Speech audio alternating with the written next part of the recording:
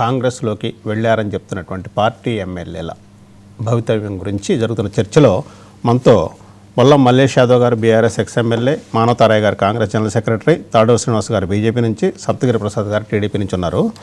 శ్రీనివాస్ గారు, ఇందాక మీరు మానవతారాయ్ గారు ఒకటి అడిగారు మిమ్మల్ని. ఏమన్నారంటే రాజీవ్ గాంధీ తెచ్చారు చట్టాన్ని అని మీరు అన్నారు, కానీ మీ పార్టీ చేసింది కూడా ఏంటి, మీ పార్టీ కూడా ఇట్లాంటి ఫిరాయింపులను ప్రోత్సహించింది కదా అన్నారు. కరెక్టే. నిశ్చితంగా పరిశీలిస్తే మీరు ఒక్క పార్టీని ఈ దేశం మొత్తం మీద ఈ పార్టీ ఫిరాయింపుల్ని ప్రోత్సహించలేదు, ఈ పార్టీలోకి ఎవరోని ఆహ్వానించలేదు అని మీరు చెప్పగలరా? డెఫినెట్గా. ఎందుకంటే మీరు గమనించండి, వారు అన్నటువంటి డైలాగు బీజేపీ పార్టీ కాన్స్టిట్యూషన్కి అనుగుణంగా నడుస్తూ ఉన్నాం మేము. రెండోది, ఒక పార్టీ మొత్తం సిద్ధాంతాన్నే వదులుకున్నప్పుడు, ఉదాహరణకి మనకు ఆప్ ఉంది, కేజ్రీవాల్ గారు ఉన్నారు, అవినీతి మీదనే పార్టీ పుట్టుకొచ్చింది. తన పుట్టుకను తానే ప్రశ్నించుకున్నాడు, జైలుకు పోయినాడు. అప్పుడు పార్టీలో ఉన్నటువంటి ఎమ్మెల్యేలు సచ్చుకుంటే 5 ఏళ్ళు అక్కడ ఉండాల్సినటువంటి అవసరం లేదు కదా. సో 2/3 కనుక ఒక సిద్ధాంతం మీద విభేదించుకొని ఈ పార్టీలో ఆ సిద్ధాంతం మనుగడ సాగించలేదు కాబట్టి మేము సెపరేట్ అవుతున్నామంటే, అటువంటి 2/3 మెజార్టీని బీజేపీ పార్టీ ఆ రాష్ట్రాలలో చేసినాం తప్ప వీళ్ళలాగా ఒక్కొక్కరిని ప్రోత్సహించి ఒక్కొక్కరికి తాయిలాలు ఇచ్చి పొద్దున బీఆర్ఎస్ పార్టీ, సాయంత్రానికి కాంగ్రెస్ పార్టీ, మరి రాత్రికి ఏం పార్టీ చేసుకుంటారో నాకైతే తెలియదు. నేనేమంటున్నా ఇక్కడ మీరు గమనించాల్సింది ఏంటంటే, కాంగ్రెస్ పార్టీ ఈరోజు మీ దగ్గర డిసిప్లిన్ కమిటీ ఉందా, లేకపోతే వెల్కమ్ ఎమ్మెల్యేస్ కమిటీ నడుస్తుందా అనేది మీరు మాట్లాడాలి. రెండే. ఎందుకు రెండు అంటున్నా అంటే, ఇద్దరు కూడా గొంగట్లలో మెతుకులు ఏరుకుంటున్నట్టే ఉంది, గొంగట్లో తింటున్నట్టే ఉంది. ఈరోజు మీకు ఇంకొక దృష్టికి తీసుకొస్తాను. నేను చిన్ననాటి నుంచి జువాలజికల్ పార్క్ ఏడుంది, జంతు ప్రదర్శనశాల ఏడుంది అంటే పలాని దగ్గరికి పోతాం, అది మారలే. కానీ ఈరోజు రాజకీయపరమైనటువంటి ఊసర వెల్లులు మాత్రం నిన్ననేమో తెలంగాణ భవన్లో, ఇవాళనేమో గాంధీ భవన్లో. What is this? సో ఊసర వెల్లులతో ఎమ్మెల్యేలను పోల్చే స్థాయికి ప్రజలు వచ్చేసినారు కదా. మరి అది ఎందుకు కల్పిస్తూ ఉన్నాం మనం? ఆ ఉన్న రంగును వదిలేసి మొత్తం రాజీనామా చేసి వస్తే ఏమవుతుంది? బీజేపీ పార్టీ తీసుకున్న నిర్ణయాన్ని పార్టీలుగా మీరు తీసుకోండి, కాంగ్రెస్ పార్టీగా తీసుకోండి. సరే, చట్టాలను ఒకవైపు మనం అక్కడ అటు ఉంచుదాం. సో అన్ని చట్టాలకు అనుగుణంగా కాదు కదా. మీరు పార్టీ పరంగా మొన్న బీసీల రిజర్వేషన్ వచ్చిన పార్టీ పరంగా మేము 42 ఇస్తాము, అది కాకపోతే చట్టాలలో అన్నారు. ఇది చట్టాలలో కానప్పుడు మీరు ఇండిపెండెంట్గా రాజీనామా చేయించి పోండి. ఈరోజు నీకు ఆత్మవిశ్వాసం ఉంటే రేవంత్ రెడ్డి గారికి కానీ వారి ప్రభుత్వం ఈ 2 ఏళ్ళు వారు చేసినటువంటి పనితీరు మీద ఉంటే ఒక్కసారి అందరు రాజీనామా ఇచ్చేసి ముందుకు పోండి. నేను ఇద్దరిని అంటా ఉన్నా. గతంలో కూడా ఒక ఉద్యమ పార్టీ భాషా ప్రయుక్త రాష్ట్రాలన్న కమ్యూనిస్టులని పొత్తు పెట్టుకొని పోయింది, తెలుగుదేశం పార్టీతో పొత్తు పెట్టుకొని పోయింది సమాఖ్యాంధ్ర అన్నప్పుడు కూడా. కాంగ్రెస్ పార్టీతో ఇయ్యలేదు, ఇన్నేళ్ళు ఇదే మోసం చేసింది అని చెప్పి దాంతో ఎన్నికలు రాగానే కేసీఆర్ గారు కూడా పొత్తు పెట్టుకొని పోయినాడు ఉద్యమంలో. ఏమన్నాడు? బొంత పురుగునైనా ముద్దు పెట్టుకుంటారు. అంటే తను చేసేటటువంటి పనికి ఏ రకమైన నిర్వచనమైనా ఎవరైనా ఇచ్చుకుంటారు, కాదనట్లేదు. కానీ కాజ్ ఏంటి ఇక్కడ? దేనికోసం చేస్తూ ఉన్నాం? ఈ 8 మందిని మార్చుకున్నంత మాత్రాన నీ ప్రభుత్వం ఏమైనా స్థిరమైన ప్రభుత్వానికి అవకాశం? ప్రజలు ఆల్రెడీ మ్యాండేట్ ఇచ్చినారు కదా. ఈ మ్యాండేట్ ఇచ్చినాక వీళ్ళు ఈ రకమైన ప్రయత్నాలు చేస్తున్నారు ఏంది? ఇప్పుడు ఫస్ట్ టైము కేసీఆర్ గారు ఒక నిర్వచనం ఇచ్చినారు, సెకండ్ టర్మ్ అయితే నీకు అఖండ మెజార్టీ ఇచ్చినారు కదా, 90 మంది దాకా ఎమ్మెల్యేలను గెలిపించినారు. ఏం అవసరం ఉండే? ఇవాళ కాంగ్రెస్ పార్టీకి నీకు మంచిగా సింపుల్ మెజార్టీతో ఉన్నావు కదా. సో ఫిరాయింపుల చట్టం ఉంది కదా, నువ్వు తెచ్చిందే కవచంలాగా, మళ్ళీ నువ్వెందుకు ప్రోత్సహిస్తూ ఉన్నావు? అంటే కక్ష తీర్చుకోవడం, రాజకీయాలలో కక్షలు తీర్చుకుందామా? ప్రజలకు ఏం నేర్పిద్దాం? ఎవరి మీద ఎవరు కక్షలు తీర్చుకుంటారు? అంటే ఇవాళ కక్షలు తీర్చుకోవడానికి, కార్పణ్యాలకు పోవడానికి తెలంగాణ రాష్ట్రం ఉందా? అందుకే మేము ఈ రకమైనటువంటి ఆవేదన వెలుపుస్తా ఉన్నాం. రెండే, ఈరోజు ఊసర వెల్లులను కూడా రాళ్ళ తీసుకొని ఎందుకు కొడతాం సార్? అది కొట్టినప్పుడు పరిగెత్తి చెక్క మీద ఉన్నప్పుడు చెక్క కలర్ అవుతుంది, గడ్డిలోకి పోతే గ్రీన్ కలర్ అవుతుంది, పూలల్లోకి పోతే ఏ పూల కలర్ ఉంటే ఆ కలర్ పోతుందని రాయితో కొడతా ఉంటాం. మరి వీళ్ళని ఏ రాళ్లతో కొట్టాలి? ఈరోజు అదే ప్రజలు కొట్టే రోజు వస్తుంది, ప్రజలు తెలుస్తారు. మానవతారాయ్ గారు, ఇప్పుడు శ్రీనివాస్ గారు ఒక విలువైనటువంటి ప్రశ్న సంధించారు. ఏంటంటే మీకు కరెక్టే, ఇప్పుడు ఆప్ ఉంది, ఆప్లో మనం ఎమడలేకపోయాము, బయటకు వచ్చాము. అట్టగే బీజేపీలో ఎమడలేకపోయాము, బయటకు వచ్చాము. సిద్ధాంతంతో విభేదించి బయటకు వచ్చినప్పుడు ఎవరికైనా వచ్చే హక్కు ఉంటుంది. మనం ఒక పార్టీని నమ్మి ఆ పార్టీ ద్వారా గెలిచినప్పుడు ఆ పార్టీ తను అనుకున్నట్టుగా లేకపోతే పార్టీ నుంచి బయటకు రావచ్చు. అట్లా బయటకు వచ్చిన ఎమ్మెల్యేలు మరలా ప్రజల యొక్క మద్దతు కోరటానికి ఎందుకు వెళ్ళట్లేదు? వెళ్ళే ధైర్యం ఎందుకు చేయలేకపోతున్నారు? ఈ ఆట ఎందుకు? దానికి సమాధానం ఏం చెప్తారు మీరు? ఎన్నికంటే మా ఆషామాషి కాదు, ఎన్నో సవాళ్లు ఉంటాయి, ఆర్థిక పరమైన అంశాలు ఉంటాయి. ఒకసారి బాగా అంటే గెలిచిన తర్వాత మళ్ళీ ఎలక్షన్ కు పోవాలంటే ఇబ్బందికరమైన పరిస్థితి. అది 5 ఏళ్లకు ఒకసారి రావాల్సిన ఎన్నిక అకస్మాత్తుగా వస్తే ఇబ్బందికరమైన పరిస్థితులు ఉంటాయి ఎవరికైనా, ఏ పార్టీ అయినా సరే, ఏ పార్టీ అయినా ఏ అభ్యర్థి అయినా తడిసి మోపడైంది.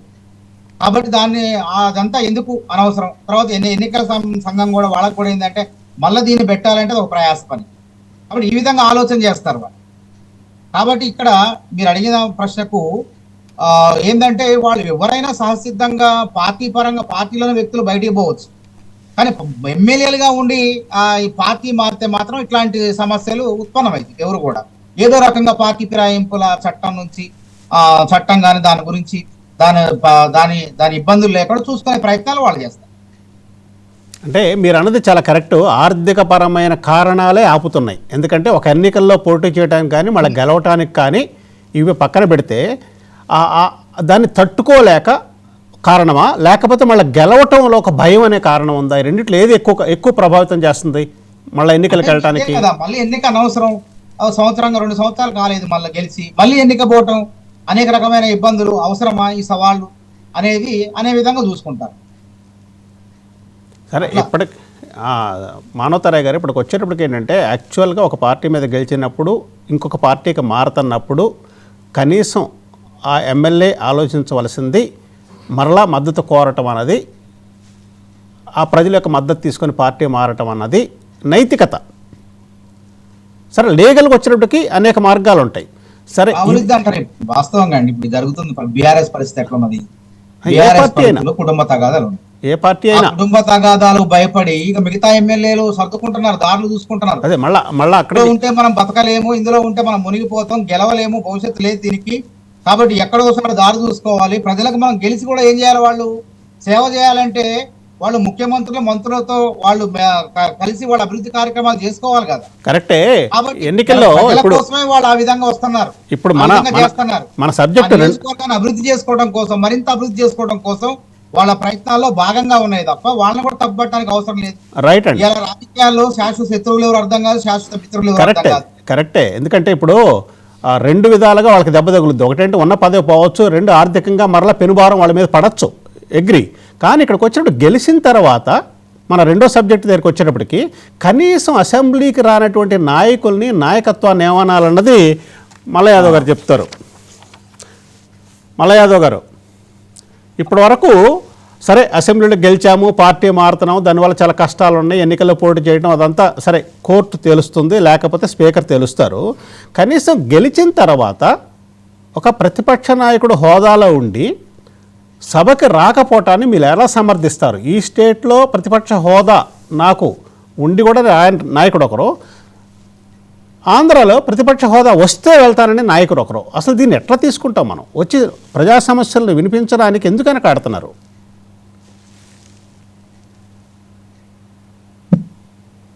మీ ఫోన్ మ్యూట్లో ఉన్నట్టుందండి మల్ల యాదవ్ గారు, ఒక్కసారి ఫోన్ చూసుకోండి. హలో మల్ల యాదవ్ గారు, మీ ఫోన్ ఒక్కసారి మ్యూట్లో ఉందా? చెప్పండి. అధికారంలోకి కొత్తగా వచ్చిన వాళ్ళని కనీసం సర్దుబాట్లు కూడా చేసుకోలేకపోయినాం. కూర్చోనంత అవకాశం మనం ఇవ్వాలి కదా, వెంటనే మా మీద ప్రశ్నల దాడులు చేస్తే ఎట్లా, సంధిస్తే ఎట్లా అని చెప్పేసి అనే ఒక ప్రస్తావన కూడా వస్తుంది. కాబట్టి ఆ సందర్భంలో ఇప్పటి వరకు మాట్లాడటానికి ప్రతిదాన్ని విమర్శిస్తున్నారనే ఒక భావన రాకుండా ఉండటం కోసం అధికారంలోకి కొత్తగా వచ్చిన వాళ్ళని వాళ్ళకు వెసులుబాటు ఉండే విధంగా వాళ్ళ వైఫల్యాలు ప్రజలలో ఎప్పుడైతే మొదలవుతాయో ఆ ప్రజలలో తిరుగుబాటు మొదలైనప్పుడు తప్పకుండా ప్రజలే మొదలు పెడతారు కాబట్టి, ప్రశ్నిస్తారు కాబట్టి డెఫినెట్ గా ఆ ప్రశ్నించే అనేక రకమైన అంశాలన్నింటిని కూడా మనం మాట్లాడటానికి రేపు ముందు భవిష్యత్తు ఉంది. కాబట్టి వెంటనే అసెంబ్లీ పెడుతున్నారు కాబట్టి, ఒక ప్రతిపక్ష నాయకులం కాబట్టి వెంటనే వాళ్ళ మీద ప్రశ్నలు సంధించాలనే ఆలోచన కాకుండా ఒక అనుభవం ఉన్న నాయకుడిగా ఇప్పటి వరకు కాల వ్యవధి ఇచ్చినాం. రేపు తప్పకుండా ప్రజాకోర్టులో కొట్లాడతాం, ప్రజాక్షేత్రంలో కొట్లాడతాం, అసెంబ్లీలో కొట్లాడతాం. మా పార్టీ పక్షాన ఇప్పటి వరకు కూడా మా ప్రతిపక్ష పాత్రని మేము ఏ రకంగా పోషిస్తా ఉన్నాం. మా పార్టీకి సంబంధించిన శాసనసభ్యులు ఉన్నారు. ఒక కేసీఆర్ గారు ప్రతినిధులుగా ఈరోజు మా శాసనసభ్యులు వస్తూనే ఉన్నారు. కానీ కేసీఆర్ గారు వస్తేనే కేసీఆర్ గారు రాకపోతేనే అనే ప్రస్తావన కేవలం రాజకీయ స్వలాభం కోసం చేస్తున్నారు తప్ప ఈరోజు ప్రతిపక్ష పాత్రగా మీరు చేస్తున్న ప్రతి అంశం మీద ఎక్కడెక్కడ వాడిగా చర్చ జరగాలో ఆ వాడిగా ప్రతి చర్చని మేము పాల్గొంటూనే ఉన్నాం. ఈ రోజు మీరు వేస్తున్న తప్పిదాల మీద ప్రశ్నిస్తా ఉన్నాం, మీరు చేస్తున్న వైఫల్యాల మీద మేము మాట్లాడుతూ ఉన్నాం. కాబట్టి మా ప్రతిపక్ష పార్టీ ఒక పార్టీగా శాసనసభ్యులందరూ మాట్లాడుతూనే ఉన్నాం. ఒక ప్రతిపక్ష నాయకుడు కేసీఆర్ గారు మాత్రమే రావాలని అనటం అనేది ఇది రాజకీయ అనైతికత అని చెప్పవచ్చు. ఎందుకంటే మా పార్టీ వాదన ఉంటది, మా పార్టీ స్టాండేజ్ అనేది ఉంటుంది. నాయకుడు అధికార పక్షం మీద దానికి తాడూరు శ్రీనివాసరావు చెప్తారు మీద ఒక ప్రతిపక్షంగా మా స్టాండ్ అనేది ఉంటది. ఆ వైఫల్యాల గురించి ఎప్పటికప్పుడు మాట్లాడుతున్నాం. రైట్ మల్లయ్య గారు, ఒక కేసీఆర్ గారు ప్రతిపక్ష నాయకుడుగానే రావాలని మీరు కోరుకుంటే ఆ కోరిక కూడా తీరుతుంది త్వరలోనే. రైట్ అండి, శ్రీనివాస్ గారు చెప్తారు. నేను ఏమంటున్నా అంటే మల్లన్న గారికి తెలియంది కాదు, సరే ఆ పార్టీ రిప్రజెంటేటివ్గా definitely he will say like that only. నేనేమంటున్నా ఇక్కడ గమనించండి, ఇవాళ ప్రతిపక్ష నాయకుడి హోదాలో 2 సంవత్సరాల కాలమానము అది చాలా చిన్న సమయమా అండి? ఈ 2 సంవత్సరాలలో ప్రజలందరూ వర్షాలు పడ్డప్పుడు కొట్టుకుపోతూ ఉన్నారు, వర్షాలు వడగండ్ల వానకి పంటలు ఇదైతా ఉన్నాయి. ఇవాళ యాకత్పుర మోరీలో ఒక పిల్లవారు చిన్న పాప అందులో పడి కొట్టుకుపోయింది. ఇవన్నిటికీ ముఖ్యమంత్రిగా వారికి ఉన్నటువంటి 10 ఏళ్ల అనుభవం, ఈ తెలంగాణ రాష్ట్రానికి కాపలా కుక్కనైన ఆయన ముఖ్యమంత్రి అయిన తర్వాత ఈ తెలంగాణ రాష్ట్రాన్ని అడుగడుగునా నిమిషం కాపాడే అన్నా వద్దా? ఇలా ఆ బాధ్యతలో ఉన్నటువంటి ముఖ్యమంత్రిగా పనిచేసినటువంటి అనుభవాన్ని రంగరించి ఈ రోజున్న ముఖ్యమంత్రికి సలహాలు ఇవ్వాలి కదా. అక్కడ ముఖ్యమంత్రిగా చేసిన వాళ్ళు ఎవరన్నా ఉన్నారా? ఎక్స్ చీఫ్ మినిస్టర్ ఆ పార్టీలో ఉన్న ఇప్పుడు ఎమ్మెల్యేలలో 29 ఎంతో ఉన్నారు కదా, ఉన్నారా? అనుభవం ఉందా? ముఖ్యమంత్రిగా చేసిన అనుభవం ఉంటే వారికి చెప్పమనండి. లేదు నా కొడుకు షాడో ముఖ్యమంత్రి ఉండే, లేదు నా అల్లుడు షాడో ముఖ్యమంత్రి ఉండే, వాళ్ళు సమాధానం ఇస్తారు, అప్పుడు నేనేం చేయలేదయా, అప్పుడు కూడా 10 ఏళ్ళు నేను ఉట్టిగానే ఉన్నా, వాళ్ళే చేసిరు అంతా అని అదన్నా చెప్పమనండి. మీరు ఒక ప్రెస్ మీట్లో కనీసం ఖండించరు. ప్రజల పట్ల వర్షాలు ఇప్పుడు నేను ఒకటి గమనిస్తాను, ఎండలో పోతే జ్వరం వస్తుంది, వర్షంలో పోతే సర్ది అవుతుంది. నీకు ఫామ్ హౌస్లో మొత్తం ఏసీలో ఉంటే ఏమొస్తుంది నీకు? గదేదో కూతవేడు దూరం కార్లో ఏసీ, గవర్నమెంట్ ఇచ్చిన కార్లో ఏసీ కార్లే కదా, ప్రజలు ఇచ్చిన సొమ్ముతోనే కదా. ఏసీ ఉన్న అసెంబ్లీకి వచ్చిపోతే ఏమవుతుంది? జీతం కోసం ఒక్కరోజు వచ్చిపోతీవి. టెక్నికల్గా నువ్వు కూడా చూడు, కాన్స్టిట్యూషన్లో ఉన్నటువంటి ప్రొవిజన్స్ని వాడుకొని, లొసుగులను వాడుకొని, అది 3 నెలలకో 6 నెలలకో ఒక్కసారి వచ్చిపోతే సరిపోతుంది అన్నట్టు అది చూసుకొని, ఆ చట్టంలో దాన్ని చూసుకొని ఒక్కరోజు హాజరు వేసుకొని పోతీవి. ఈ రోజు వరకు నోరు పెగలకపాయ్, మళ్ళీ ఇప్పుడు అంటే ఇంకో ఏడాది అయినాక వచ్చి దుంకులాడతా అంటే ఎట్లయితుంది? రైట్, సప్తగిరి ప్రసాద్ గారు, ఇక ఆంధ్రప్రదేశ్ దగ్గరికి వస్తే ఇప్పుడు చెప్పారు, మల్లయ్య యాదవ్ గారు చెప్పారు, అవసరం వచ్చినప్పుడు తప్పనిసరిగా వస్తాము, స్పందిస్తాము, ఆయన వస్తారు, ఆయన అసెంబ్లీలో మాట్లాడతారు. ఇప్పటివరకు పార్టీకి ఒక అవకాశం ఇచ్చాం, కాంగ్రెస్ పార్టీకి వచ్చి మేము సమాధానం చెప్తామని చెప్పారు మల్లయ్య యాదవ్ గారు. మరి ఆంధ్రప్రదేశ్ గురించి ఏంటి? ఆంధ్రప్రదేశ్ జగన్మోహన్ రెడ్డి గారు ఎందుకు రావట్లేదు అసెంబ్లీకి? ఎందుకు వచ్చి ఫేస్ చేయట్లేదు? తనకు ప్రతిపక్ష హోదాయే కావాలి, ఎందుకు పట్టుబడుతున్నారు? ఇప్పుడు ఒక విషయం సార్, ఒక నాయకుడు అన్నోడికి అధికారాన్ని చూసిన తర్వాత అధికార పక్షంగానూ పనిచేయగలగాలి, ప్రతిపక్షంగా కూడా పనిచేయగలగాలి. అతనికి ఒక inbuilt capacity, calibre and courage ఉండాలి. ఆడు సంపూర్ణమైన నాయకుడు. నేను ముఖ్యమంత్రిగా ఉంటేనే హౌస్లోకి వస్తాను, ప్రతిపక్ష నాయకుడిగా రాలేను అంటే ఈ కెనాట్ బి లీడర్. అఫ్కోర్స్ నువ్వు ముఖ్యమంత్రి కూడా చేసిరచ్చు, కాదల్లా. ప్రసాద్ అన్న, ఇంకోటి కూడా, వీళ్ళు ఒక గవర్నమెంట్ ఉద్యోగి జీతం కట్ చేస్తారు, సస్పెండ్ చేస్తారు హాజరు లేకపోతే. ఒక విద్యార్థిని ఎగ్జామే రాయనిస్తలేరు, ఒక్క నిమిషం లేట్ వస్తే విద్యార్థిని ఎంసెట్ రాయకుండా భవిష్యత్తునే ఖరాబ్ చేస్తున్నారు. ఎంత కాలమానం చూడండి అక్కడ పెట్టేది వీళ్ళే కదా పరిపాలనలో ఉన్నప్పుడు. సో మరి వీళ్ళకి వర్తించదా ఈ జీతాలు తీసుకునేటోళ్ళకి? కరెక్టే, అబ్సల్యూట్ కరెక్ట్ పాయింట్. ఎందుకంటే పైగా వీళ్ళు టీఏలు తీసుకుంటారు, జీతాలు తీసుకుంటారు, హెచ్ఆర్ఏలు, గన్మ్యాన్ అలవెన్స్లు, పేపర్ అలవెన్స్లు కూడా తీసుకుంటారు. అన్ని అలవెన్స్లు తీసుకుంటారు. హౌస్లోకి వచ్చి ప్రజా సమస్యలు ప్రస్తావించండి అంటే తుసుమంటారు. ఇక్కడ వైఎస్ జగన్మోహన్ రెడ్డి పరిస్థితి ఏంటంటే, సిద్ధమా గట్టిగా అరుస్తాడు. రాష్ట్రంలో యూరియా కొరత ఉంది అని అరుస్తాడు, నిరుద్యోగులు ఇబ్బంది పడుతున్నారని అరుస్తాడు, శాంతి భద్రతలు దిగజారిపోయిందని అరుస్తాడు. ఓ నాయన అదేదో అరిసేది అది అసెంబ్లీకి వచ్చి అరువురా బాబు నీకు ఏదైనా మేము సమాధానం చెప్తాం, మా స్టాటిస్టిక్స్ చూడు, మా డేటా చూడు అంటే రాడు. ఎంత గౌరవం, మీరు నమ్ముతారు నమ్మరు, చంద్రబాబు నాయుడు గారు ప్రతిపక్ష నాయకుడుగా ఉన్నప్పుడు ఎంత అవమానపరిచారు, ఎంత హేళన చేశారు, ఎంత కించపరిచారు. ఉన్న 23 మంది ఎమ్మెల్యేలు 4 తీసుకున్నారు. ఉన్న 17 మందిలో ఒకానొక సందర్భంలో 15 మంది ఎమ్మెల్యేని సస్పెండ్ చేశారు. ఈయన ఒక్కడే ఒక పక్కన నిలబడుకుని 151 మందిని ఫేస్ చేసి సమాధానం చెప్పినటువంటి రోజులు నాకు బాగా గుర్తుంది.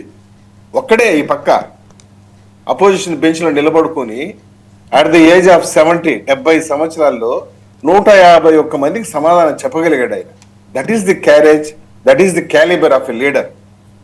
నువ్వు అసలు ఇంకొక విషయం ఏంటంటే, కొత్తగా ఎలక్ట్ అయినటువంటి సభ్యులు ఉంటారు, వాళ్ళకి ఒక ఆశ ఉంటుంది, హౌస్లోకి పోయి గట్టిగా మాట్లాడాలి, అధ్యక్ష అని చెప్పి పిలవాలి, ప్రజా సమస్యలు ప్రస్తావించాలనేటువంటి ఆశ ఉంటుంది. వాళ్ళు కూడా బాగానేకుండా చేస్తారు. ఆ తెలంగాణలోకి మన కేసీఆర్ గారి పరిస్థితి ఇంకా డిఫరెంట్. అది ఆయన ప్రతిపక్ష హోదా ఉండి కూడా పోనట్టు అన్నాడు ఆయన. మరి ఏం కోరుకుంటున్నాడో నాకైతే అర్థం కాలేదు. వీళ్ళందరూ మన నాయకులు దోస్తులు కదా. సరే, చివరగా మానవతారాయ్ గారు మీరు ఇప్పుడు మారుతున్న ఎమ్మెల్యేలకి ఇట్లా ఈ వ్యవస్థను చక్కదిద్దాలంటే మీరు ఇచ్చేటటువంటి సింగిల్ లైన్ పరిష్కారం ఏంటి?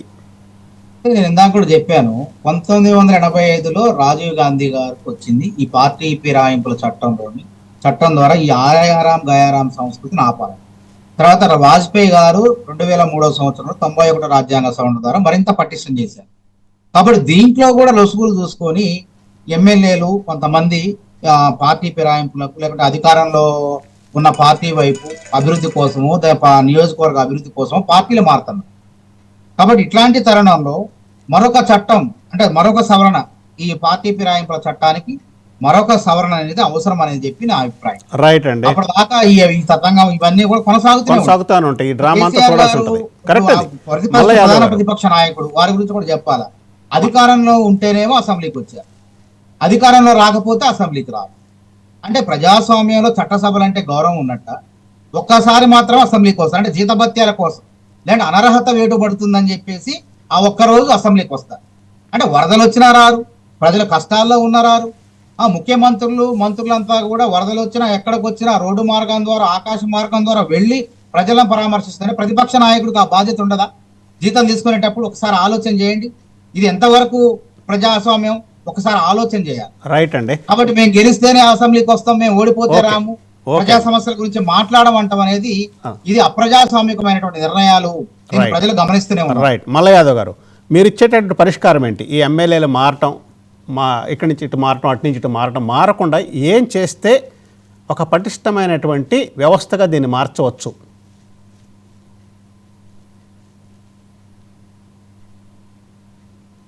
మల్ల యాదవ్ గారు వినపట్లేదండి.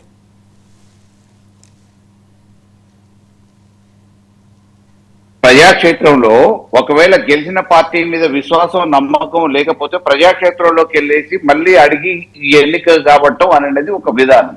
కానీ ఒక పార్టీలో గెలిచి ఇంకో పార్టీలోకి పోయి ఎన్నుపోటు పొడిచి ప్రజల విశ్వాసాన్ని కూడా వమ్ము చేసి ఇటువంటి చేసినప్పుడు చట్టపరంగా అయిన వెనువెంటనే డిస్క్వాలిఫై చేసే ఒక చట్టాన్ని వెనువెంటనే తీసుకురావాల్సిన అవసరం ఉంది. ఆ చట్టంలో ఉన్న లొసుగులు ఉన్నాయి కాబట్టి ఈ రోజు న్యాయపరమైన పోరాటం జరుగుతూ ఉంది. రైట్ అండి. మానవతారాయ్ గారు చట్టాన్ని స్ట్రిక్ట్గా చేయాలన్నారు, మల్ల యాదవ్ గారు చట్టాన్ని స్ట్రిక్ట్గా చేయాలన్నారు. చివరిగా శ్రీనివాస్ గారు మీరు ఇచ్చే పరిష్కారం? సార్, ఒకటే, నైతిక విలువలు రాజకీయ నాయకుల దగ్గర ఇది ఎండమావిలాగా మారిపోయినాయి. సో కాబట్టి రాజకీయ పార్టీలు ఫస్ట్ మారండి, చట్టాలు మార్పు అనేది చేద్దాం. అంటే ఇక చట్టాలు లేకపోతే, చట్టాలలో మార్పు లేకపోతే మా ఇష్టం ఉన్నట్టు చేస్తామంటే ప్రజలు తప్పకుండా తగిన రీతిలో బుద్ధి చెప్తారు. ఇటువంటి ఫిరాయింపులు ప్రోత్సహించడం అనేది ఫస్ట్ పార్టీల ద్వారా ఒక నిర్ణయం తీసుకొని ముందుకు పోతే బాగుంటుంది. రెండోది, ఎమ్మెల్యేలు కూడా ఈరోజు మనం ప్రజల సొమ్ముతో జీతాలు తీసుకున్నాం. మానవతారాయ్ గారు మీరు చెప్పినట్టు ఎలక్షన్స్ ఇంత పెద్ద ప్రజాస్వామ్య దేశంలో ఇన్ని లక్షల కోట్ల బడ్జెట్లో ప్రజాస్వామ్యంలో నిలబడాలంటే ఇటువంటి ఎన్నికలు చిన్న చిన్నవి వచ్చినా అది పెద్ద ఖర్చు కింద చూడాల్సినటువంటి అవసరం లేదు. ఎన్నో ఖర్చులు పార్టీల ద్వారా శ్రీనివాస్ గారు మానవతారయ్య గారు చెప్పింది గవర్నమెంట్ ఖర్చు గురించి కాదు, ఎలక్షన్ క్యాండిడేట్ ఖర్చు గురించి. క్యాండిడేట్కి అంత ఖర్చు అవుతుంది, ఆర్థిక భారం పడుతుందని చెప్పారు ఆయన. అదే చివరికి వచ్చేటప్పటికి ఏదేదైనా సరే ఒక పార్టీ గుర్తు మీద గెలిచి ఇంకొక పార్టీలోకి వెళుతున్నప్పుడు యాంటీ డిఫెక్షన్ లా ఉందా లేదా, అట్రాక్ట్ అవుద్దా కాదా అనేది పక్కన పెడితే ఆ ప్రజలు దేన్ని చూసి ఓటేశారు? మిమ్మల్ని చూసి, మీ పార్టీని చూసి. ఆ పార్టీ నుంచి ఇంకో పార్టీకి మారినప్పుడు ఏ పార్టీకి అయితే మారామో ఆ పార్టీ సిద్ధాంతం మీద మళ్ళా పోటీ చేసేటటువంటి ధైర్యం ఉన్నప్పుడు మారాలి. ఎస్, అప్పుడు ఆ విలువలు నిలబడతాయి. అంత ధైర్యం లేనప్పుడు మారకూడదు. అంటే ప్రజల విశ్వాసాన్ని మనం పక్కన పెట్టినట్టు అవుతుంది. 2, ప్రభుత్వ సిద్ధాంతాలు మీకు నచ్చినాయి. మీకు నచ్చిన తర్వాత ఇప్పుడున్న పార్టీ, ఇందాక చెప్పినట్టు ఒక పార్టీ కకావికలం అయిపోతున్నప్పుడు ఆ పార్టీలోకి మారాల్సిన ఆవశ్యకత రావచ్చు. మీకు వచ్చినప్పుడు ధైర్యంగా చెప్పండి, నేను ఈ కారణం వల్ల ఆ పార్టీకి వెళ్ళాను అని. అప్పుడు ప్రజలు అర్థం చేసుకుంటారు. ఇక చివరగా ఎన్నికైన వారు అసెంబ్లీకి వెళ్ళి అసెంబ్లీలో తమ గళాన్ని వినిపించకపోవటం మరీ ఘోరం. ఏదో ఒక పార్టీ తరపున వెళ్ళి మాట్లాడడం ఒక రకం, అసలు వెళ్ళం మేము అనేది అది మీరు ప్రజాస్వామ్యాన్ని అపహాస్యం చేస్తున్నట్టు, మీకు ఇచ్చినటువంటి మ్యాండేట్ని గౌరవించినట్టు. అది హోదా ఉందా లేదా అని కాదు, వెళ్ళాల్సిందే, గణం వినిపించాల్సిందే. మిమ్మల్ని ఎన్నుకున్నటువంటి ఆ ప్రాంత ప్రజలకి మీరు న్యాయం చేయాల్సిందే. అది చేయకపోవటం మాత్రం క్షమించరాని నేరం. అది తెలంగాణలోనైనా ఆంధ్రలోనైనా హోదా ఉన్నా హోదా లేకపోయినా వెళ్ళవలసిందే, గణం వినిపించాల్సిందే, ప్రజల తరపున పోరాడాల్సిందే. అది గమనిస్తారని ఆశిస్తూ ఈ డిబేట్కి వచ్చినటువంటి మల్ల యాదవ్ గారు, మానవతారాయ్ గారు, తెలంగాణ అసెంబ్లీలో 10 మంది బీఆర్ఎస్ ఎమ్మెల్యేలు కాంగ్రెస్లో ఉన్నారా, బీఆర్ఎస్లో ఉన్నారా? పార్టీ మారారా, పార్టీ మారలేదా?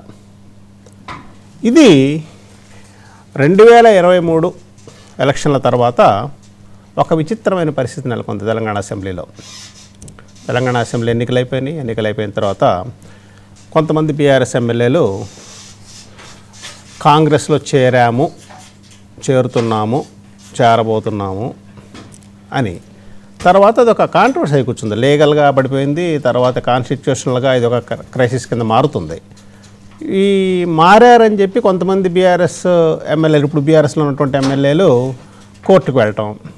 స్పీకర్కి ఫస్ట్ ఇచ్చారు, స్పీకర్కి రిప్రజెంటేషన్ ఇచ్చిన తర్వాత స్పీకర్ సరైన టైంలో సరైన నిర్ణయం తీసుకోవట్లేదు, ఇది కాలయాపన జరుగుతుందని చెప్పి అక్కడి నుంచి సుప్రీంకోర్టుకు కూడా వెళ్ళారు. సుప్రీంకోర్టుకు వెళ్ళిన తర్వాత సుప్రీంకోర్టు క్లియర్ డైరెక్షన్ ఇచ్చింది స్పీకర్కి, ఈ టైం ఫ్రేమ్లో మీరు ఒక నిర్ణయం తీసుకోవాలి అని టైం ఫ్రేమ్ నిర్దేశించడంతో హడావుడి మొదలైంది.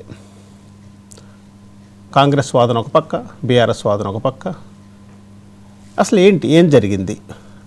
ఎమ్మెల్యేలు ఎవరు అంటే టి ప్రకాష్ గౌడ్, పోచారం శ్రీనివాసరెడ్డి, దానం నాగేందర్, కాళే యాదయ్య, సంజయ్ కుమార్, కడియం శ్రీహరి, తెల్ల వెంకట్రావు, కృష్ణమోహన్ రెడ్డి, అరకపూడి గాంధీ, గూడెం మహిపాల్ రెడ్డి. వీరు మొత్తం 10 మంది. ఈ 10 మందిలో ఈ 10 మందిని ఎక్స్ప్లెనేషన్ అడిగారు. ఎక్స్ప్లెనేషన్ అడిగి ఏం చేశారు? మీరే పార్టీలో ఉన్నారు తెలియజేయండి అన్నారు. తెలియజేయండి అంటే వీరు రీసెంట్గా స్పీకర్ మరలా సుప్రీంకోర్టు గైడ్ లైన్స్ని తీసుకొని వాళ్ళకి మళ్ళీ నోటీసులు ఇచ్చారు. మీ వివరణ ఏంటో చెప్పండి, నేను సుప్రీంకోర్టుకి తెలియజేయాల్సి ఉంటుందని. సుప్రీంకోర్టు చాలా క్లియర్గా చెప్పింది, సరైన టైం ఫ్రేమ్లో తీసుకోకపోతే మేమే చర్య తీసుకోవాల్సి వస్తుంది, మేము ఒక యాక్షన్ తీసుకోవాల్సి వస్తుంది అని. యాక్చువల్గా మనకున్న సిస్టంలో అసెంబ్లీ స్పీకర్ పరిధిలో ఉంటుంది. ఆ స్పీకర్ పరిధిలో స్పీకర్ సరైన నిర్ణయం తీసుకోకపోతే కాలయాపన చేయటం, ఎక్స్క్యూజులు కానీ పెట్టగలిగితే సుప్రీంకోర్టు మేము నిర్ణయం తీసుకుంటామని చెప్పిన తర్వాత ఈ సుప్రీంకోర్టు పరిధిలోకి వెళ్లకుండా ఒక నిర్ణయం తీసుకోవాల్సిన అవసరం స్పీకర్కి ఏర్పడింది. స్పీకరు దానికి తగ్గట్టుగా నోటీసులు ఇచ్చారు. నోటీసులు ఇస్తే 8 మంది ఎమ్మెల్యేలు మళ్ళీ సమాధానం పంపించారు. ఆ సమాధానం పంపించిందంటే ఏం చెప్పారు? మేము ఏ పార్టీలోనూ చేరలేదు, మేము బీఆర్ఎస్లోనే ఉన్నాము, ముఖ్యమంత్రి గారిని కలిసింది మా నియోజకవర్గ అభివృద్ధి కోసం, అభివృద్ధి పనుల కోసం కలిసాము. కలిసినప్పుడు ఆయన సహజంగానే దండలు కండవాలు కప్పారు, శాలువాలు కప్పారు. అది మేము ఆయన దగ్గరికి వెళ్ళినప్పుడు ఆయన చేసినటువంటి సత్కారము. మేము ఒక ముఖ్యమంత్రి స్థాయి వ్యక్తి కండవా కప్పితే మేము కాదని ఎట్లా అంటాం అని వారిని వారు సమర్థించుకోవడానికి ఒక ప్రయత్నం చేశారు. మరి అది యాక్సెప్ట్ చేస్తారా లేదా అన్నది కాలమే తెలియజేస్తుంది. కోర్టు యాక్సెప్ట్ చేస్తుందా, స్పీకర్ గారు యాక్సెప్ట్ చేస్తారా, అసలు ఏ విధంగా మారబోతుంది ఇది అనేది. కానీ ఇప్పుడు మన ముందున్నది ఏంటంటే అసలు వారు ఆ నిర్ణయం ఎందుకు తీసుకోవాల్సి వచ్చింది. ఇక కడియం శ్రీహరి గారు, దానం నాగేంద్ర గారు అంటే వాళ్ళ ఇష్యూస్ సపరేట్ ఉన్నాయి. వాళ్ళు ఏమంత కొంత టైం అడిగారు, మేము మరలా చెప్తాం మీకు ఏ సంగతి, చెప్పిన తర్వాత ఒక నిర్ణయం తీసుకోవచ్చు అని ఆ ఇద్దరు టైం అడిగారు. సరే టైం స్పీకర్ గారు ఇస్తారు. ఇక్కడికి వచ్చాడు మొత్తం టోటల్గా యాంటీ డిఫెక్షన్ లా అనేది ఒకటి ఉంది. అంటే ఒక పార్టీ నుంచి ఇంకో పార్టీకి మారితే వారి యొక్క సభ్యత్వం పోతుంది. ఆ సభ్యత్వం పోతుంది అని చెప్పేసి చట్టం తయారు చేసినప్పుడు ఆ చట్టం నుంచి తప్పించుకోవడం కోసం చేసే ప్రయత్నాలు ఇవన్నీ. యాంటీ డిఫెక్షన్ లా ప్రకారం 1/3 of the elected legislators from that particular party defect అయితే వాళ్ళకి యాంటీ డిఫెక్షన్ లా వర్తించదు. కానీ ఇక్కడ అంతమంది లేరు. సరే ఇది కొత్తగా ఇవాళే మొదలైందా? కాదు. ప్రతి పార్టీలో ఆ పార్టీ నుంచి ఈ పార్టీలోకి రావటం అనేది కొన్నాళ్ళుగా జరుగుతుంది. మన దేశంలో ఎన్ని చట్టాలు అయితే ఉన్నాయో ఆ చట్టాలను ఉల్లంఘించడానికి అన్ని దారులు కూడా ఉన్నాయని చెప్తారు న్యాయకోవిధులు. అందులో ఇది ఒకటి. ఇప్పుడు ఏం జరగబోతుంది? ఉప ఎన్నిక రాబోతుందా, లేకపోతే ఆ 8 మంది చెప్పినట్టు పార్టీ మారలేదు అని చెప్తారా? ఇక్కడ వచ్చేటప్పటికి కేటీఆర్ గారు ఒక ట్వీట్ చేశారు. ఏమంటారంటే రాహుల్ గాంధీకి, please take a look at this image, can you recognise the Congress scarf, do you recognise these defected BRS MLAs who had also met with you in Delhi. అంటే ఈయన చేసిన ట్వీట్లో వాళ్ళ ఫోటోలతో సహా వేసి అన్నారంటే ఇది ఒక ఎమ్మెల్యే చోరీ అన్నారు. ఎందుకంటే రాహుల్ గాంధీ గారు ఓటు చోరీ అని బీజేపీ మీద పోరాడుతున్నారు. అట్లాగే ఇది ఎమ్మెల్యే చోరీ, దీనికి మీరేం చెప్తారు, మీ కండువాలు కదా అక్కడ కనబడుతుందని అన్నారు. సరే,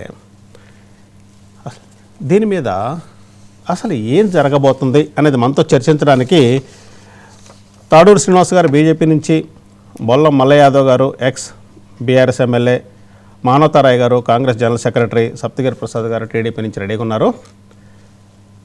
మానవతారాయ్ గారు నమస్కారం. నమస్కారం అండి. ఇంతకీ ఏ పార్టీలు ఉన్నారంటారు వీళ్ళందరూ? వాళ్ళు చెప్పిన ప్రకారం, స్పీకర్కి ఇచ్చిన లేఖల ప్రకారం వాళ్ళు బీఆర్ఎస్ పార్టీలోనే ఉన్నారు. ఎందుకనంటే వాళ్ళ ఆధారాలు కూడా చూపించారు.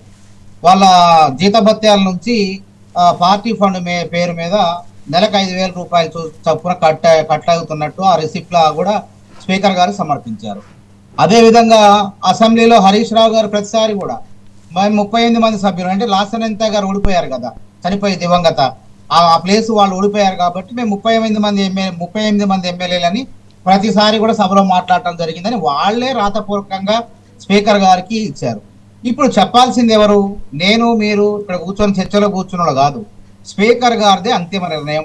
పార్టీ ఫిరాయింపుల చట్టం 1985 ప్రకారం 10వ షెడ్యూల్లో చేర్చిన అంశం కాబట్టి దీనిపైన ఎవరు నిర్ణయం చెప్పాలో అభ్యర్థి ఆ ఎమ్మెల్యే బీఆర్ఎస్ కాంగ్రెస్ అని తేల్చాల్సింది స్పీకర్ గారు. కాబట్టి ఏదైనా సుప్రీంకోర్టు కూడా స్పీకర్ గారికి సూచనలు చేయగలదు, కానీ ఆదేశాలు ఇవ్వలేదు. కాబట్టి వాళ్ళు ఏంటంటే స్పీకర్ గారికి సుప్రీంకోర్టు మనం చెప్పింది సరే, సుప్రీంకోర్టును గౌరవించి వాళ్ళు నోటీసులు ఇచ్చారు. 10 మందికి ఇస్తే 8 మంది సమాధానాలు ఇచ్చారు. 2 దానం నాగేంద్ర గారు, కడియం శ్రీహరి గారు ఇవ్వలేదు. వాళ్ళు ఎందుకు ఇవ్వలేదో వ్యక్తిగత కారణాలు, ఆరోగ్యం బాగలేదు, వాళ్ళు ఎక్కడ ఉన్నారో లేదో మొత్తానికి ఇవ్వలేదు. దాన్ని బట్టి ఇప్పుడు జరుగుతున్నటువంటి విషయాలు మొత్తం బట్టి కూడా చూస్తే వాళ్ళు ఇప్పుడు బీఆర్ఎస్ ఎమ్మెల్యే వాళ్ళే చెప్తున్నారు. సరే, ముఖ్యమంత్రి గారు కండవాలు కప్పారంటే ఇప్పుడు నా మెడలో ఉన్న కండవ 3 రంగుల కండవ. ఈ 3 రంగుల కండవ ఒక కాంగ్రెస్ వాళ్ళని కాదు, సంప్రదాయాల్లో, సంస్కృతి సాంప్రదాయాల్లో, ఉత్సవాల్లో, తర్వాత పండితులు వీళ్ళందరూ కూడా సర్వసాధారణంగా ఈ కండవాలు కప్పుకుంటారు. అంత మాత్రం వాళ్ళంతా కాంగ్రెస్ అంటారా? చెప్పండి. నిజంగా హస్తం గుర్తుతో పాటు ఆ కండవాలు వాళ్ళ హస్తం గుర్తుతో పాటు వాళ్ళ మీద ఉన్నప్పుడు దాని గురించి అప్పుడు మాట్లాడు. కానీ వాళ్ళే అంటున్నారు కదా, పోయి ఒక 3 రంగుల కండవ, త్రివర్ణ పతాకం, దేశభక్తికి, జాతీయ పతాకానికి అది ఒక చిహ్నం లాగా ఉంది, అది కప్పారని వాళ్ళే అంటున్నారు. కాబట్టి వాళ్ళు అంటున్నారు, దాన్ని చెప్పాల్సింది స్పీకర్ గారు. కాబట్టి స్పీకర్ గారు వీళ్ళు 8 మంది లేఖలు ఇచ్చారు కాబట్టి దాన్ని సుప్రీంకోర్టుకు మరి వాళ్ళు ఇచ్చిన ఆధారాలతో సహా, మేము బీఆర్ఎస్ సభ్యులమే అని చెప్పి ఆధారాలతో సహా ఇచ్చారు వాళ్ళు. కాబట్టి ఆధారాలను కోర్టుకు పంపుతారు. ఆ తర్వాత కోర్టు ఏ నిర్ణయం తీసుకుంటుందో వేచి చూద్దాం మనం. రైట్ మానవతారాయ్ గారు, ఇప్పుడు ఆ కండవాల కాంగ్రెస్ కాదు జాతీయ అనేదాన్ని మనం ఆలోచించాలి. రైట్ అండి. ఎందుకంటే 52వ రాజ్యాంగ సవరణ, 91వ రాజ్యాంగ సవరణ ద్వారా ఈ చట్టాన్ని మరింత పటిష్టంగా చేసినాం. గతంలో వీళ్ళు చేశారు, మా కాంగ్రెస్ పార్టీనే లేకుండా భూస్థాపితం చేయాలని చేశారు. మానవతారాయ్ గారు మళ్ళీ అక్కడికి వెళ్దాం. ఒక్క నిమిషం మిగతా ప్యానలిస్ట్ కూడా అవకాశం ఇద్దాం. ఒక్కసారి కాబట్టి మానతారా గారు, వాళ్ళు, ఒక్క నిమిషం అండి, ఒక్క నిమిషం, గతంలో ఒక్క నిమిషం. మాకు ఎదురైన అంశాన్ని వాళ్ళు ఎదురైంది, కానీ వాళ్ళకు అట్లాగే 2/3 మంది ఎమ్మెల్యేలు అట్లాగే విలీనమయ్యేసరికి మానతారా గారికి సమస్య వినబడుతున్నట్లేదు బాబు. రాజ్యాంగబద్ధ- మానతారా గారిని తీసుకొని ఇంకో ఇక్కడికి వెళ్ళండి ఒకసారి. మానతారా గారు మళ్ళీ మీ దగ్గరకు వస్తాము. మల్ల యాదవ్ గారు గుడ్ ఈవినింగ్ అండి. నమస్కారం అండి. మల్ల యాదవ్ గారు, మానవతారాయ్ గారు వారు పార్టీ వారు కాదు అని చెప్పుకోవడానికి విశ్వ ప్రయత్నం చేశారు. మరి మీ ప్రయత్నం ఏంటి? వారు మా పార్టీ వారు అంటారా లేకపోతే కాంగ్రెస్ వారు అంటారా? కాంగ్రెస్ వాళ్ళు కండవాలు కప్పారు అనేది మేము ముమ్మాటికి అనేక సందర్భాలలో చెప్పినాం. అందుకే వారిని ఎమ్మెల్యేగా సస్పెండ్ చేయాలని చెప్పేసి కోర్టు న్యాయస్థానాన్ని కూడా సంప్రదించడం జరిగింది. అంతకుముందే స్పీకర్ గారిని కూడా సంప్రదించడం జరిగింది. వారి దగ్గర నుంచి స్పందన లేకపోతే న్యాయస్థానాన్ని మేము అప్రోచ్ చేయడం. ఈరోజు ఏమంటున్నామంటే మా మెడలో కండవలు దేవుని కండవలు, ముఖ్యమంత్రిని అభివృద్ధి కోసం కలిసినాము అంటే అభివృద్ధి కోసం ఒక శాసనసభ్యుడిగా నియోజకవర్గ అభివృద్ధి కోసం కలిస్తే ఆ కండవ ఉండటం అనేది మ్యాండేటరీ, కంపల్సరా? అది ఏమైనా కాంగ్రెస్ ప్రభుత్వం పెట్టిందా నిబంధన, రాజ్యాంగం పెట్టిందా? ఒక ముఖ్యమంత్రిని కలవాలనుకుంటే నియోజకవర్గ అభివృద్ధి నిధుల కోసం ఆ కండవ ఉంటేనే కలిసేదానికి ఏమన్నా మామూలుగా అటువంటి మ్యాండేటరీ ప్రొవిజన్ ఏమన్నా ఉంటే దాని ప్రకారం మేము కలిసినామని చెప్పొచ్చు. ఒకవేళ నిజంగా ఇప్పటికీ కూడా మా పార్టీలనే గెలిచారు కాబట్టి మా పార్టీలో ఉన్నారు అని అంటే మా దగ్గర జరుగుతున్న సమావేశాలకి, నియోజకవర్గంలో జరుగుతున్న కార్యకర్తల సమావేశానికి, కార్యకర్తలు మామూలుగా పెడుతున్న కార్యక్రమాలకు కూడా హాజరు కావాలి. మరి కార్యక్రమాలకి, పార్టీ కార్యక్రమాలకి, పార్టీ విధానాలకు ఎందుకు దూరంగా ఉంటున్నారు? సో ఈ రోజు తప్పించుకోవడానికి వాళ్ళు ఏ పార్టీలో ఉన్నారో ఆ పార్టీలో మేము పలాని పార్టీలో ఉన్నామని చెప్పేసి బహిరంగంగా చెప్పుకోలేని దుస్థితిలో, నిస్సహాయ పరిస్థితులలో వాళ్ళని వాళ్ళు రక్షించుకోవడానికి ఈ రోజు మాట్లాడుతున్న మాటలు తప్ప ఇందులో నిజాయితీ లేదు. మమ్మల్ని నమ్మించి బీఫామ్ మీద గెలిచి అక్కడ ప్రజలను కూడా ఒమ్ము చేసి, మాటను ఒమ్ము చేసి ఇవాళ వాళ్ళ అధికార దాహం కోసం, సంచుల కోసం, డబ్బు మూటల కోసం పార్టీ ఫిరాయించిన ఆ శాసనసభ్యుల్ని వెంటనే శాసనసభ్యత్వాన్ని రద్దు చేయాలని చెప్పేసి మేము కోరినాం. దానికి సుప్రీంకోర్టు మామూలుగా స్పీకర్ ముందు పెట్టి గడువు విధించింది. ఈ గడువు లోపల వారు నిర్ణయిస్తారు. ఒకవేళ నిర్ణయించకపోతే తదుపరిగా మళ్ళా న్యాయస్థానం వాళ్ళ నిర్ణయాలు వాళ్ళు తీసుకుంటారు. దానికోసం మేము పోరాటం చేస్తాం. ఏది ఏమైనా ప్రజాస్వామ్య విలువలను కాపాడటానికి అని చెప్పేసి ఆ రోజు రాజీవ్ గాంధీ గారు ఏదైతే పార్టీ ఫిరాయింపుల నిరోధక చట్టం తీసుకొచ్చిండో దాన్ని అమలు చేయాల్సిన బాధ్యత ఉన్న కాంగ్రెస్ ఈ రోజు తప్పులు చేస్తా ఉంది. ఈ దేశంలో ఇటువంటి ఆనవాయితీని మొదలుపెట్టిందే కాంగ్రెస్ సర్కార్. పివి నరసింహరావు గారి హయాంలో మైనార్టీలో ఉన్న ప్రభుత్వాన్ని మెజార్టీలోకి తీసుకురావడానికి జేఎంఎం ముడుపుల కేసు మనం తెలియంది కాదు. కాబట్టి ఇదేదో మామూలుగా వీళ్ళు మొదలుపెట్టారు, వాళ్ళు మొదలుపెట్టారు అనే దానికంటే ఇటువంటివి జరగకుండా ప్రజల ఆమోదంతో, పార్టీలు ఇచ్చిన టికెట్ల మీద, పార్టీ మీద అభిమానంతోనూ, నమ్మకంతోనూ, విశ్వాసంతోనూ ప్రజలు ఓట్లేసి గెలిచిన వాళ్ళు ఆ పార్టీ గుర్తుల మీద 5 సంవత్సరాల కాల వ్యవధి కోసం ఎన్నికయ్యారు కాబట్టి దాని మీద ఉండాల్సిన వాళ్ళు ఈ రోజు పార్టీకి, ప్రజల నమ్మకానికి కూడా తూట్లు పొడిచిపోయారు కాబట్టి వాళ్ళ మీద శాసనసభ్యత్వాన్ని రద్దు చేయమని అడుగుతున్నాం. దానికి అనుగుణంగా ఈ రోజు న్యాయస్థానం కూడా వెనువెంటనే నిర్ణయాలు తీసుకుంటుంది. రాజ్యాంగ పదవిలో ఉన్న స్పీకర్ గారు ఆచరించకపోతే, దీన్ని అమలు చేయకపోతే రేపు వాళ్ళ పరిధిలో ఉన్న పనులు వాళ్ళు రైట్ అండి. ఇప్పుడు మొత్తం మీద మీరు చెప్పిన దాని ప్రకారం ఏంటంటే ఇక్కడికి వచ్చేటప్పటికి ఒక పార్టీ గుర్తు మీద గెలిచిన తర్వాత ఆ పార్టీని చూసి, ఆ నియోజకవర్గ ప్రజలు ఆ వ్యక్తిని చూసి, పార్టీని చూసి గెలిపించారు. తర్వాత వాళ్ళు పార్టీ మారితే మరలా వారి దగ్గర నుంచి అటువంటి మ్యాండేట్ కోరుకోవాల్సిన అవసరం ఉన్నదనేది నైతికత. సరే, ఇక్కడ వచ్చేటప్పుడు కొన్ని లూప్ హోల్స్ ఉంటాయి. ఆ లూప్ హోల్స్ ఏంటన్నది మన ఇప్పుడు lawyer come politician Tadur Srinivas గారు బీజేపీ నుంచి ఉన్నారు. శ్రీనివాస్ గారు, ఇక్కడికి వచ్చేటప్పటికి ఇక్కడ యాజ్ ఎ లాయర్గా, సరే కరెక్టా కాదని తర్వాత చూద్దాం, యాజ్ ఎ లాయర్గా ఇప్పుడు 2 ఆర్గ్యుమెంట్లు విన్నారు మీరు. ఒకటి మా పార్టీలో లేరని అన్నారు, ఇక్కడేమో మా పార్టీలో ఉన్నారని మీరు అన్నారు. ఇక్కడికి వచ్చేటప్పటికి అసలు ప్రూవ్ చేయటం అనేది సాధ్యమవుతుందా? యాంటీ డెఫెక్షన్ లాతో ప్రూవ్ చేయడం సాధ్యమే? మళ్ళీ అక్కడ ఎన్నికలు వచ్చే అవకాశం ఉందా? అసలు ఎట్లా చూస్తారు మీరు యాజ్ ఎ ప్రొఫెషనల్ లాయర్గా ఎట్లా చూస్తారు దీన్ని? డెఫినెట్గా ఇప్పుడు లాయర్గా ఏంటంటే చట్టాలకు అనుగుణంగా చట్టాలలో ఉన్నటువంటి వీళ్ళు మెయింటైన్ చేస్తారా లేదా అనేది మాత్రమే చూస్తాం. చట్టాలలో ఉన్న లొసుగులను ఉపయోగించుకున్నప్పుడు కొంతమేరకు ఇబ్బంది అవుతుంది. అటువంటి తీర్పులలో ఇచ్చేటప్పుడు అటు స్పీకర్ అంటే మీకు తెలుసు ఇక వెస్టెడ్ ఇంట్రెస్ట్ ఏముంటుందో, స్పీకర్గా ఇంకా ఆ పార్టీ స్పీకర్గా పనిచేస్తున్నారా, ఆ పార్టీకి అతీతంగా వారు ఆ పార్టీకి ఈవెన్ స్పీకర్ రాజీనామా చేయవచ్చు, ఆయనకు డిస్క్వాలిఫికేషన్ అనర్హత పడదండి. Speaker can resign for his party membership speaker elect అవ్వగానే ఆయన ఒక్కొక్కరికి ఆ ఎగ్జామ్షన్ అది సాంప్రదాయం. సాంప్రదాయం. అది ఎందుకంటే అన్ని పార్టీలను సోమనాథ్ సమానంగా చటర్జీ గారు చూడాల్సిన చేశారు స్పీకరు, పార్లమెంట్లో. Yes. అన్ని పార్టీలు సమానంగా చూడాల్సిన స్పీకరు ఒక పార్టీ తరపున అక్కడ సీట్లో కూర్చోవడం కరెక్ట్ కాదు అని చెప్పేసి వారు ముందర రిజైన్ చేస్తారు. ఆ పార్టీకి రిజైన్ కానీ చేసిన ఇప్పుడు తర్వాత చేయలేదు సీట్లో కదా. కూర్చుంటారు. ఇప్పుడు చేయలేదు కదా. సో రెండోది ఏంటంటే ఇక్కడ మీరు అడిగినటువంటి ప్రశ్న ఇంకా నయ్యం. ఇప్పుడు ఆ సీఎం గారికి మేము పంపింది పింక్ కండువానే కప్పారు. మీరు చూడండి, మీరు వేస్తున్న విజువల్లో మేమే ఆయన టీఆర్ఎస్ పార్టీలో కలుపుకోవడానికి కట్టినాం అని కూడా అనొచ్చు. రాజకీయ నాయకులకు నాలుకకు ఎటుబడ్డ ఇదన్నట్టుగా మాట్లాడుతూ ఉంటారు. రెండోది ఇక్కడ మనం గమనించాల్సింది, కాంగ్రెస్ పార్టీ మనోహర్ గారు ఎంత ఆర్గ్యుమెంట్ చేసినా రాజీవ్ గాంధీ గారి ఆశయాలు, ఇలా సెక్రటరియట్ ముందు ఆయన విగ్రహం పెట్టినాం, ఆయన ఆశయాల గురించి పునరంకితం అవుతామని దండలేస్తారు. మరి ఆయన ఆశయం ఏంది? ఆయారాం గాయారాంలను నిర్మూలించడానికి, ఈ ఫిరాయింపులతోని కాంగ్రెస్ పార్టీ కకావికలమవుతుందని ఆయనే కదా ఈ చట్టం తెచ్చింది. మరి ఆయన ఆశయాలకు అనుగుణంగా ఈ చట్టంలో ఇప్పుడు అదే కాంగ్రెస్ పార్టీ లొసుగులు వెతుక్కొని మరీ దాన్ని ఇంప్లిమెంట్ చేస్తూ ఉందంటే ఇంకా ప్రజలకు ఏం సందేశం ఇస్తాం? వారు ఇంకొక మాట అన్నారు, అంతిమ నిర్ణయం ఎవరిది?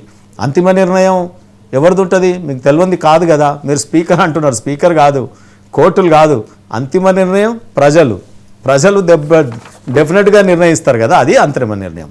రెండోది, మీరు మాట్లాడుతున్నప్పుడు అనేక రకాలైనటువంటి వాదనలు చేస్తూ ఉన్నారు.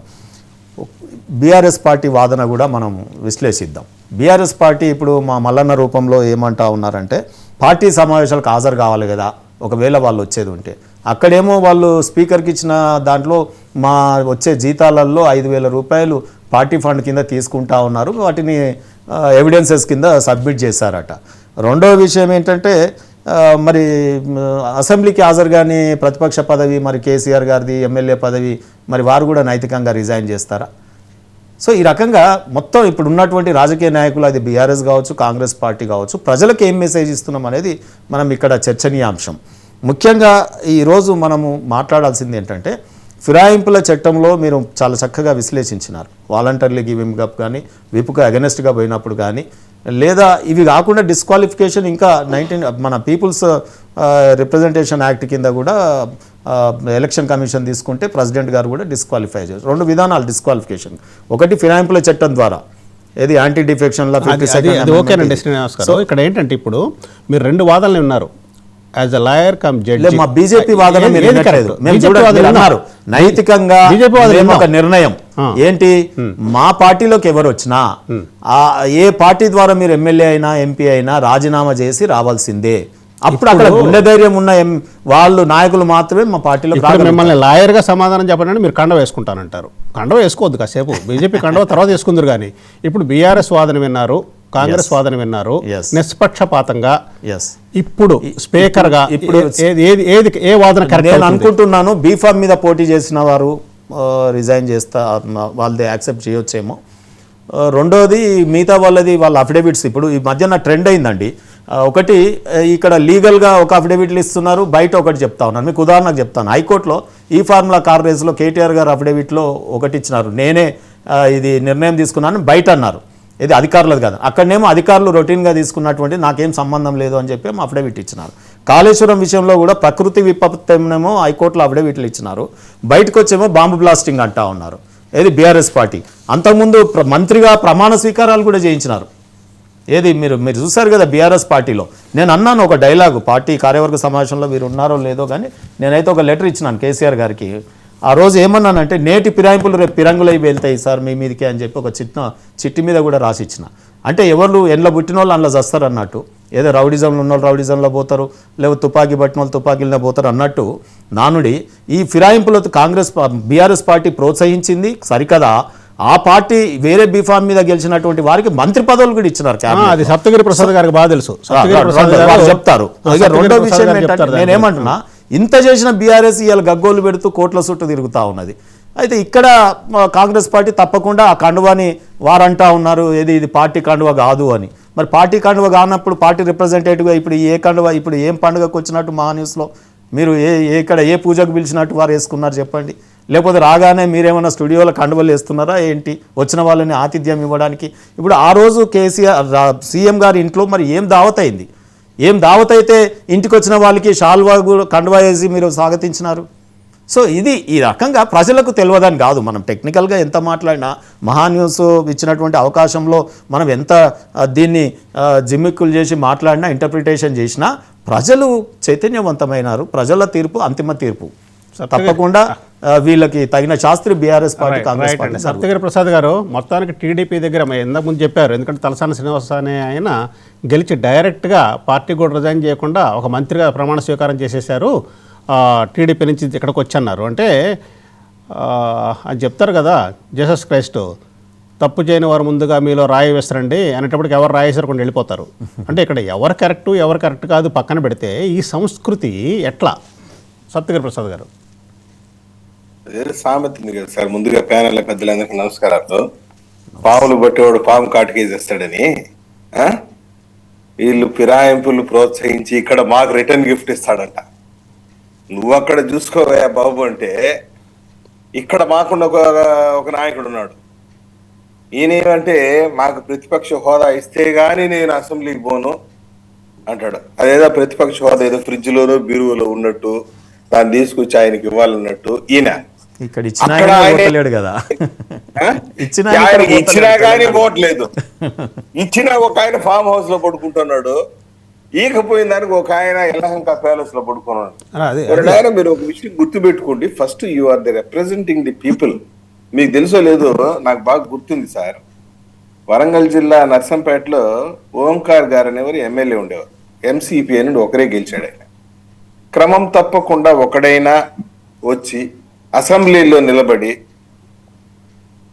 రాష్ట్రంలో ఉన్న ప్రజలు ఎదుర్కొన్న సమస్యలన్నింటినీ రిప్రజెంట్ చేశాడు. ఒరే పరిష్కారం అవుతుందో అవ్వదో అది సెకండరీ, ప్రజల సమస్యని ప్రజల పక్షాన ఒక్కడే రిప్రజెంట్ చేశాడు. దాదాపు I think if I'm correct 7 సార్లు 8 సార్లు గెలిచి ఉండాలి ఆయన, అదే నర్సంపేట నుండి. అటువంటి వారు పుట్టినటువంటి తెలంగాణ గడ్డపైన నీకు ప్రతిపక్ష హోదా ఇచ్చినా కానీ నువ్వు ఫామ్ హౌస్ లో పడుకుంటున్నావు అంటే ఏమనాలి నాకు అర్థం కాదు. పోగా మా ఊర్లో ఆంధ్రాలో ఒక ఆయన 150 సీట్లు చేసి నాకు ముఖ్యమంత్రి పదవి ఉంటే గాని నేను అసెంబ్లీకి రానన్నట్టు ఆయన ఉన్నాడు. ప్రతిపక్ష హోదా అది ఎవరు ఇవ్వాలని తెలుసు, ప్రజలు ఇవ్వాల. ప్రజలు 19 సీట్లు ఇస్తే ఆటోమేటిక్ గా చంద్రబాబు నాయుడు గారిను స్పీకర్ ను అడుక్కోవాల్సిన పని లేదు. ఆటోమేటిక్ గా will be given opposition leader of opposition. Prasad గారు మళ్ళీ దానికి వెళ్దాం, ఆ సబ్జెక్ట్కి మళ్ళీ వెళ్దామండి. ఇప్పుడు ప్రస్తుతం మనం ఈ డిస్క్వాలిఫికేషన్ మీద చర్చించిన తర్వాత బ్రేక్ తర్వాత ఆ సబ్జెక్ట్కి వెళ్దాం. కేసీఆర్ గారు సభకు ఎందుకు రావట్లేదు, జగన్మోహన్ రెడ్డి గారు ఎందుకు రావట్లేదు అనేది ఆ సబ్జెక్ట్కి మళ్ళీ వెళదాము. ప్రస్తుతం మళ్ళీ ఇక్కడికి వచ్చేటప్పటికి మానవతారాయ్ గారు ఇందాక శ్రీనివాస్ గారు చెప్తూ అసలు ఈ బిల్లు తీసుకొచ్చింది రాజీవ్ గాంధీ గారు తీసుకొచ్చిన బిల్లు మరి ఆయనకి సమాధానం చెప్పుకోవాలి కదా అని అన్నారు. మరి దాని గురించి ఏం చెప్తాం? ఇప్పుడు శ్రీనివాస్ గారు బీజేపీ నాయకుడా లేకుంటే నా లాయర్ అక్కడ ప్యానెల్ విశ్లేషకుడా? ఆయన బీజేపీ తరపున వచ్చి కూర్చున్నారండి, నేనే కాసేపు లాయర్గా. బీజేపీ తరపున ఒకళ్తానే కదా ఆయన అధికార ప్రతినిధి. అయితే 1985లో 52వ రాజ్యాంగ సవరణ ద్వారా ఈ పార్టీ ఫిరాయింపు చట్టాన్ని తీసుకొచ్చింది రాజీవ్ గాంధీ. ఆయారాం గయారాం సంస్కృతిని ఆపాలని తీసుకొచ్చింది. 2/3 వంతు మంది సభ్యులు మూకమ్మడిగా పార్టీలో పోతే విలీనం చట్టబద్ధం. కానీ మరి ఆ తర్వాత 2003లో వాజ్పేయి గారు కూడా 91వ రాజ్యాంగ సవరణ ద్వారా మరింత పటిష్టంగా దీన్ని అమలు చేశారు. మరి దానికి తూట్లు పొడిచింది ఎవరు? కర్ణాటకలో, హిమాచల్ ప్రదేశ్ లో, మహారాష్ట్రలో తూట్లు పొడుచుకుంటూ దేశం మొత్తం కూడా సార్వభౌమాధికారం చలాయించాలనుకున్నది ఎవరు? అది శ్రీనివాస్ గారు మర్చిపోయారు. కాబట్టి ఇటు వాజ్పేయి గారు పటిష్టంగా అమలు చేయాలనుకున్న 91వ రాజ్యాంగ సవరణ తీసుకొచ్చిన చట్టాన్ని వాళ్ళు మర్చిపోయి ఇష్టం వచ్చినట్టు హిమాచల్ ప్రదేశ్, మణిపూర్, మహారాష్ట్రలో ఇష్టం వచ్చినట్టు ప్రతిపక్షాలు చెడుగుడు అన్నట్టు ఆడేశారు. కాబట్టి దాన్ని మర్చిపోవద్దు. మన కింద మూలాలు ఏమున్నాయో మన కింద నలుపు తెలుసుకొని మనం కూడా మాట్లాడితే బాగుంటుందని అభిప్రాయం. కాబట్టి ఇక్కడ జరగాల్సింది ఏంటంటే మళ్ళీ ఒక సవరణ జరగాలి. ఇప్పటిదాకా స్పీకర్దే నిర్ణయం. అసలు ఎవరు తేల్చాలా? ఇతను బీఆర్ఎస్ ఎమ్మెల్యేనా లేకుంటే కాంగ్రెస్ ఎమ్మెల్యేనా అనే తేల్చాల్సిన అంశం, విచక్షణ అధికారం స్పీకర్కే ఉంది. కోర్టులు కూడా సూచనలు చేయగలవు, ఆదేశాలు ఇవ్వలేవు. నువ్వు చేయి స్పీకర్ అని చెప్పేది రాజ్యాంగబద్ధమైన పద్ధతి. ఇప్పుడు అదేగా దేశంలో నడిచేది. దేశవ్యాప్తంగా కాంగ్రెస్ విపక్ష పాలిత ప్రభుత్వాలేమో గవర్నర్లు బిల్లులు ఆమోదించాలి, సుప్రీంకోర్టులో పెట్టి సుప్రీంకోర్టు నిర్ణయం తీసుకోవాలని అంటాం. బీజేపీ పాలిత పక్షాలు ఏమంటున్నాయి? గవర్నర్లే విచక్షణ అధికారం ఉంది, రాష్ట్రపతికి విచక్షణ అధికారం ఉంది. ఇప్పుడు రాజ్యాంగం 2 ముక్కలైంది. కాబట్టి భవిష్యత్తులో ఈ పార్టీ ఫిరాయింపుల చట్టం మరింత పటిష్టంగా అమలు కావాలంటే ఇంకొక రాజ్యాంగ సవరణ జరగాలి. దీనికి కొత్త నిబంధనలు వస్తేనే తప్ప దీన్ని అడ్డుకట్ట వేయలేము. కాబట్టి ఇప్పుడున్నటువంటి నిబంధనల ప్రకారం గడ్డం ప్రసాద్ కుమార్ గారు, ఆ ఇద్దరు దానం నాగేంద్ర గారు, కడియం శ్రీహరి గారు, వారు ఏ పార్టీ వారు ఎందుకు వివరణ లేదు, ఎప్పుడు ఇస్తారో అది చెప్పాల్సిన బాధ్యత వారిపైన ఉన్నది. 8 మంది ఎమ్మెల్యేల యొక్క నివేదికను కూడా ఎందుకు వారు రాతపూర్వకంగా తీసుకున్నారు? సుప్రీంకోర్టు చెప్పింది కాబట్టి, రాజ్యాంగాన్ని కోర్టులు అంటే మాకు మర్యాద ఎక్కువ ఉంటుంది కాబట్టి ఆ కోర్టుకి ఈ నివేదిక మీరు చెప్పారు, 3 నెలల్లో నిర్ణయం తీసుకోమన్నారు, మేము నోటీసులు ఇచ్చినాం, 8 మంది సమాధానం ఇచ్చారు, చూసుకోండి అని కోర్టుకి ఇస్తాం. కాబట్టి మళ్ళీ కోర్టు ఏ విధంగా స్పందిస్తుందో ఈ అంశం మీద అనేది మనం వేచి చూడాలి. కాబట్టి ఏది ఏమైనప్పటికీ ఈ పార్టీ ఫిరాయింపుల ఒక పక్క రాహుల్ గాంధీ గారు భారత రాజ్యాంగాన్ని కాపాడాలి, సంవిధాన బచావు అనేది తిరుగుతున్నారు. కాబట్టి మొన్న ఉపరాష్ట్రపతిగా ఉన్నటువంటి ధన్ఖడ్ గారు ఆయన ఎందుకు రాజీనామా చేసిండో తెలియదు. ఆయన రాజ్యసభ చైర్మన్ గా కాంగ్రెస్ పార్టీ ఇచ్చిన నోటీసులు అంటే హైకోర్టు జడ్జి అవినీతికి, సుప్రీంకోర్టు జడ్జి అవినీతికి పాల్పడిండు, ఆయన నోట్ల కట్లు దొరికినాయి, దాన్ని అభిశంసన తీర్మానం చేయాలని చెప్పి నోటీసులు ఇస్తే దాన్ని తీసుకున్నందుకు ఆయన ఉపరాష్ట్రపతికి పోయింది. కాబట్టి ఇట్లాంటి పరిణామాల నేపథ్యంలో తప్పకుండా 100% మరొక రాజ్యాంగ సవరణ జరిగితేనే ఈ పార్టీ ఫిరాయింపులకు అనేది అంతం అనేది లభిస్తుందని మీరు కరెక్ట్గా చెప్పారు. ఎందుకంటే పటిష్టమైనటువంటి చట్టం లేకపోవటం వల్లే ఇటువంటి దుష్ఫలితాలు ఏర్పడతాయి, దుష్పరిణామాలు ఏర్పడతాయి. ఇప్పుడు ఒక్కసారి చేసుకొని ఇవన్నీ జరుగుతున్నాయి. ఒక్కసారి మల్లయ్య యాదవ్ గారి దగ్గరికి, బొల్లం మల్లయ్య యాదవ్ గారి దగ్గరికి వెళ్ళబోయే ముందు జోపల్లి కృష్ణారావు గారు ఏమన్నారు ఒక్కసారి చూద్దాము. చూసిన తర్వాత మల్లయ్య యాదవ్ గారు దానికి సమాధానం చెప్తారు. ఒక్కసారి జోపల్లి గారు బయట ఒకసారి ప్లే చేయండి.